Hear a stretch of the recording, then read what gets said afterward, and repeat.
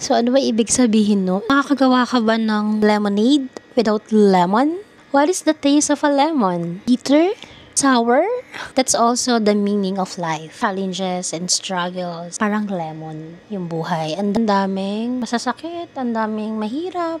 But, if life and God give you lemons, it's up to you to mix it with sugar, a little sweetness, or more to make it and bring it to another level. In short, every struggle in life, every hardship in life, every challenges in life, it's up to you how you make it. Are you going to give lemon a different look? Then you will have lemonade.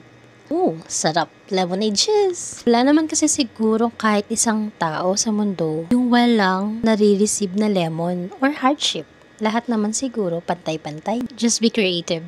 Every challenge has a lesson. Every painful stories has a purpose. And everything, if you give it to God, there's a glory in it for Him.